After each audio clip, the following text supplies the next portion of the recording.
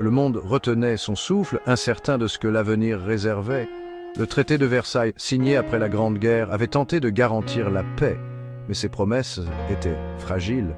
Cependant, ces conditions draconiennes ont engendré du ressentiment en Allemagne, semant les graines de futurs conflits.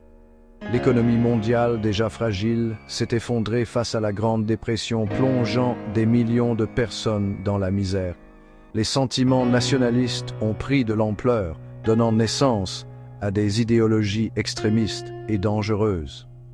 En Allemagne, un leader charismatique nommé Adolf Hitler est arrivé au pouvoir, promettant des changements radicaux. Il a promis de restaurer la gloire passée de l'Allemagne et de redonner espoir à une nation désespérée. Le Parti national-socialiste, nazi d'Hitler, promouvait une idéologie dangereuse de pureté raciale et d'expansion territoriale, séduisant de nombreux Allemands. Le décor était planté pour un autre conflit mondial, encore plus dévastateur que le précédent, menaçant la paix mondiale.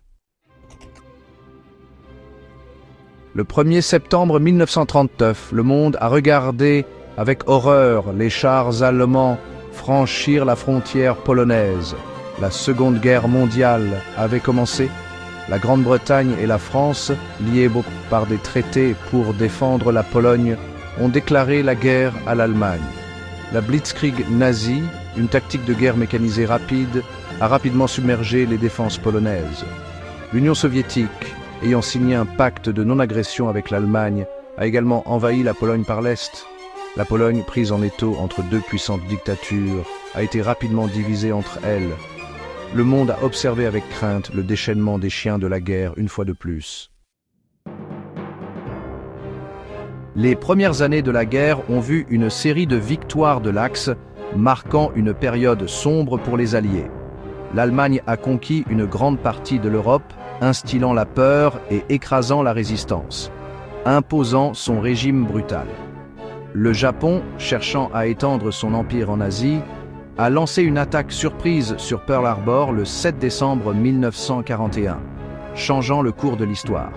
Cet acte d'agression a entraîné les États-Unis dans la guerre, unissant les forces alliées contre les puissances de l'Axe. Le vent a commencé à tourner avec la victoire décisive des Alliés à El Alamein, en Afrique du Nord, marquant un tournant crucial. L'Union soviétique, malgré des pertes effroyables, a stoppé l'avancée allemande à Stalingrad, infligeant une défaite majeure à l'Allemagne. Le 6 juin 1944, les forces alliées ont pris d'assaut les plages de Normandie, en France, lors de la plus grande invasion amphibie de l'histoire, connue sous le nom de Jour J. Le Jour J a marqué le début de la fin pour l'Allemagne nazie, ouvrant la voie à la libération de l'Europe.